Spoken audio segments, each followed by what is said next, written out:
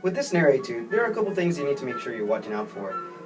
Roll interpretation, rests, rhythm interpretation, and consistency and dynamics. For example, my rolls are using a 16-note skeleton. So, for the first couple measures, I'm playing 1 E and a 2 E and a 3 E and a tap, while doing a decrescendo. And then I just add some buzzes. So you could start off by doing just a skeleton without any buzzes throughout the entire piece, just to make sure that you're in time. Make sure you use a metronome, and start slow to make sure you work your way up.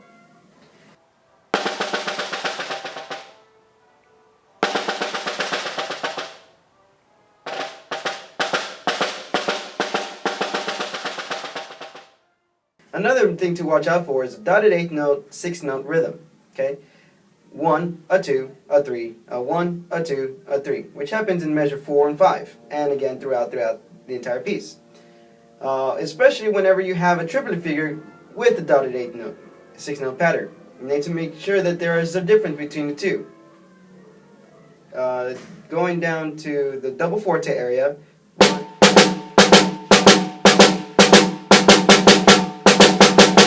okay, you need to make sure the dotted 8th note 16 is thought of as 1 E and a 2. And the triplets, need to make sure you think of them as 1 lolly, 2 lolly, 3 lolly, or la re do, la re do, la re do. Different things you could say. I would personally say 1 lolly, 2 lolly, 3 lolly.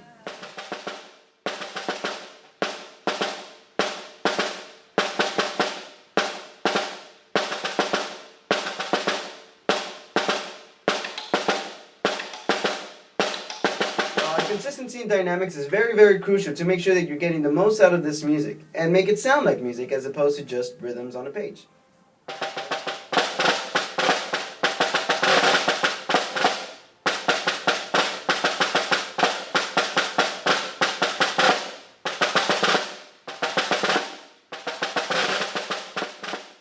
Another thing to watch out for are the releases and the tied and non-tied rolls. With the tied roll, we're going to play buzzes throughout the 16-note skeleton the entire way through. For example, in the beginning, we have 3 counts of 16-note skeleton followed by release. I buzz all the 16 notes up onto the release. But when we have the non-connected buzz rolls, we have to put a space.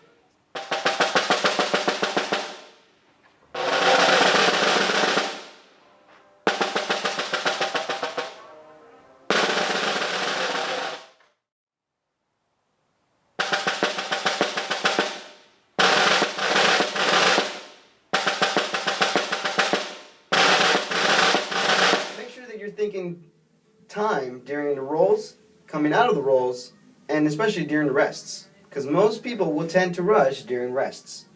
You need to either be tapping your foot or bobbing your head to the tempo. Make sure that you work with the metronome to make sure that you're consistently in time. If you don't have a metronome, or if you have a smartphone, for example, you can download a free app. There's plenty to choose from. If you don't have that and you have access to the internet, freemetronomeonline.com is a good, viable source. Another thing to watch out for are the grace notes, and also the roughs. We need to make sure that all the grace notes are consistent. To do that, we need to make sure that the grace note doesn't come up above 1 inch.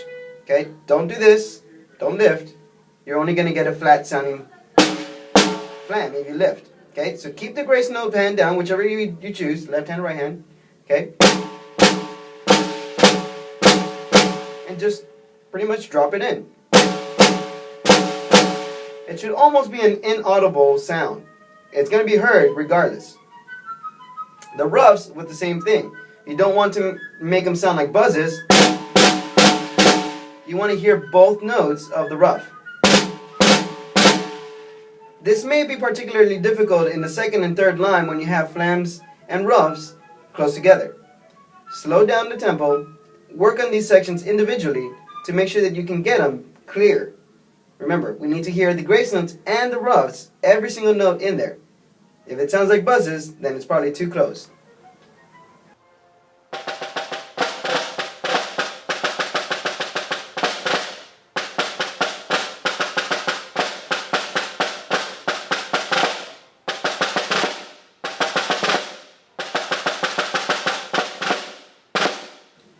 one thing that you could do for the dynamics to help you out is to play in different parts of the snare. Now generally the good playing area for a snare drum is 1 inch above the center. Don't want to play in the exact center because it doesn't work well with the snare's response. If you play 1 inch above the snare, that's a good forte, for double forte, even down to maybe a mezzo forte area. The closer you get to the rim, the softer your dynamics should sound. Now you don't want to get too close to the rim because then it sounds too pingy. Okay, so if you're going to be going down to the rim or moving closer to the rim for dynamic support, stay away from the rim about at least 1 inch. Okay, that way you still get some snare response. And I would generally play my pianos and my double pianos in that area just to make sure that it sounds just a little bit softer. Okay, so anytime that it goes down to piano, you can get close to the rim. But again, make sure you stay at least 1 inch.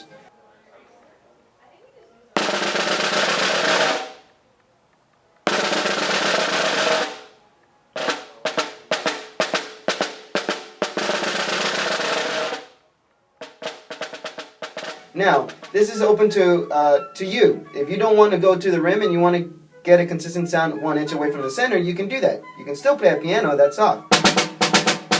In fact, snare response is generally better, and it doesn't have that high overtones. So it's going to be up to you if you want to stay in the center or stay off 1 inch from the center, or if you're going to go to the rim. I personally go up to 1 inch off the rim, but that's my choice. It's up to you. You make it your own by doing what you need to do to make it soft. But make sure the dynamics stay consistent throughout the entire piece. Practice individual sections on the dynamics alone. You really want to make sure that these dynamics are consistent throughout the entire piece in order for it to sound like music. Especially when you're going from fortissimo down to double piano in the last half of this passage.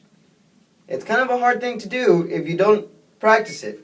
You need to practice things soft, or else it's not going to come out.